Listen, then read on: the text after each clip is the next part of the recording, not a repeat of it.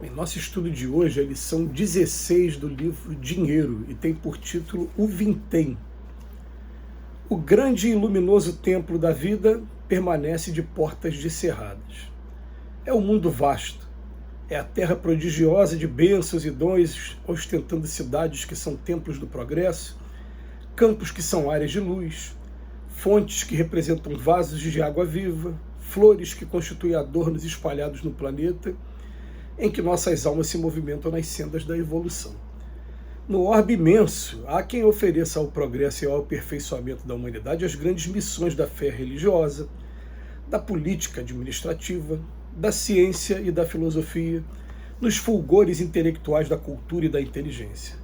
Há quem oferece ao aprimoramento do amor a graça do lar, o carinho afetivo, o brilho da arte, a grandeza do sentimento burilado, em obras de benemerência e ternura que fixam novos capítulos à elevação da vida.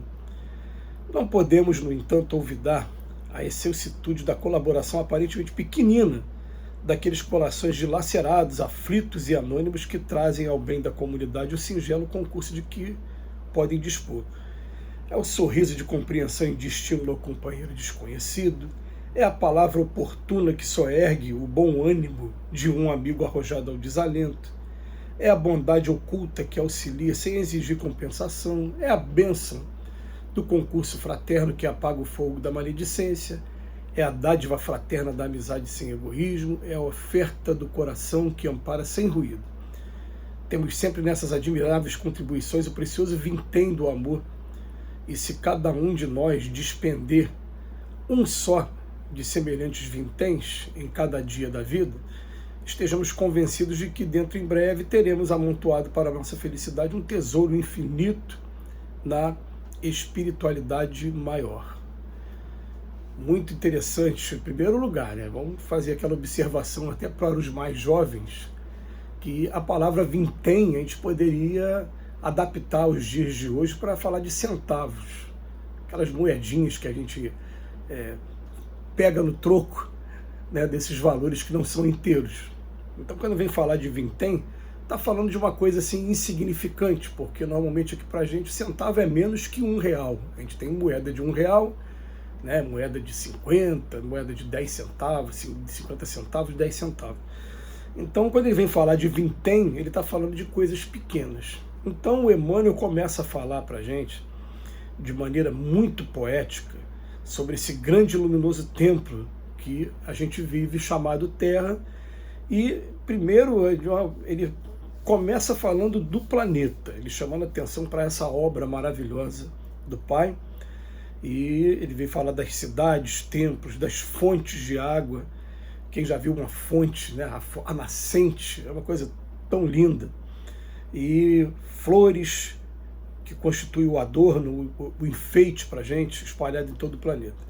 E depois ele vem falar, depois nesse planeta há quem oferece ao progresso grandes missões, missões na fé religiosa, né, desempenhadas pelos ministros de cada religião, da política, da ciência, enfim, tal. Mas ele vem depois vem falar, mas não vamos deixar de lado a excelsitude daquela coisa que parece ser tão pequena, mas gente, tem pessoas que, por exemplo, ele começa a falar do sorriso de compreensão e de estímulo ao companheiro desconhecido.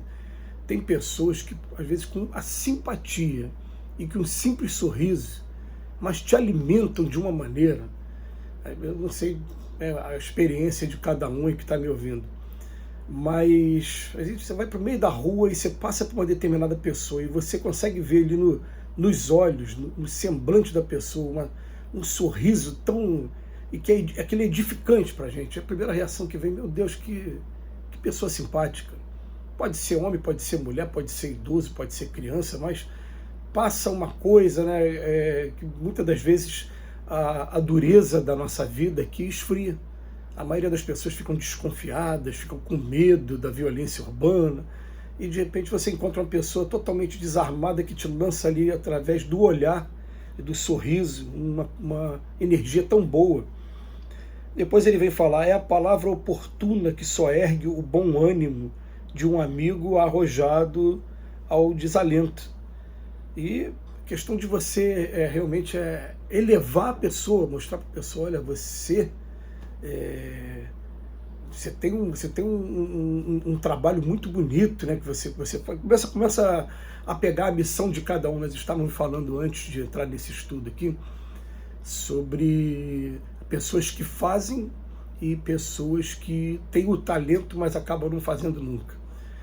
E a gente estava aqui dando os parabéns a um amigo que o sonho dele era publicar o seu livro. Ele terminou de publicar o seu livro. Talvez tenha sido um dos primeiros a comprar o livro dele aqui. Vou ler o livro dele com toda a alegria.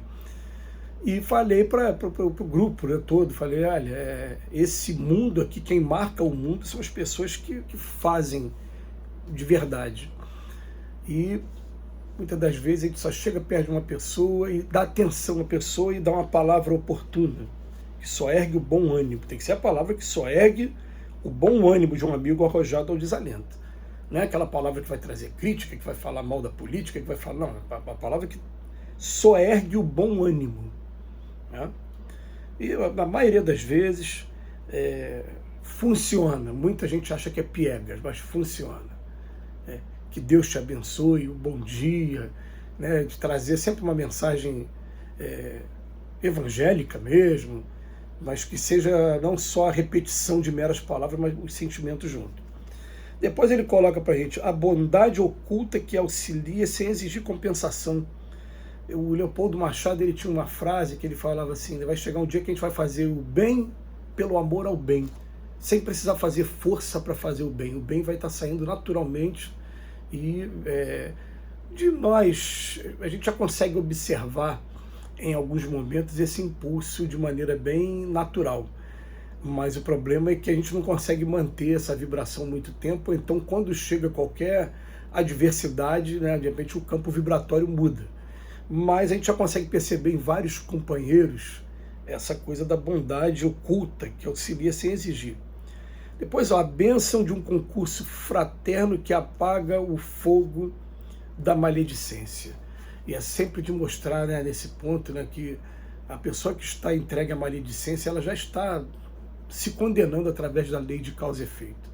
E uma coisa que a gente vai aprendendo, principalmente com o ensino que os espíritos nos dão, é que quando alguém lança uma maledicência contra a gente, se a gente está aqui focado em oração e não permitindo que esse sentimento tome conta da gente, infelizmente é uma lei da física, não é que a gente deseje isso, mas ele bate na gente e volta para a pessoa. Vai ter aquela reflexão, reflete e vai embora. Não fica para a gente, volta normalmente para a pessoa que emitiu aquele dardo negativo. É uma coisa que a nossa ciência já está chegando nesse ponto, já está estudando muito isso e vai ser o foco daqui para frente. Mas depois ele fala assim, a dádiva fraterna da amizade sem egoísmo. Aquela pessoa que é sua amiga por simplesmente ser, né, que não tem obrigação de trazer qualquer benefício ou de exigir qualquer coisa, ela simplesmente é sua amiga, normalmente. E por fim, a oferta do coração que ampara sem ruído.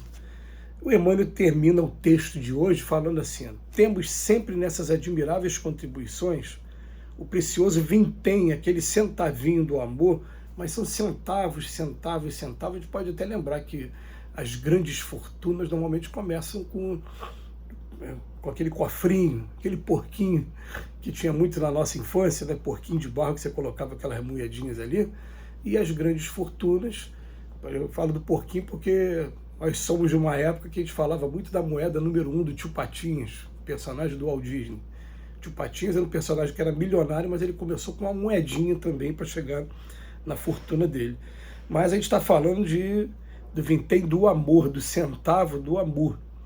E se cada um de nós despender um só desses centavinhos em cada dia da vida, estejamos convencidos de que dentro em breve teremos amontoado para a nossa felicidade um tesouro infinito na espiritualidade maior.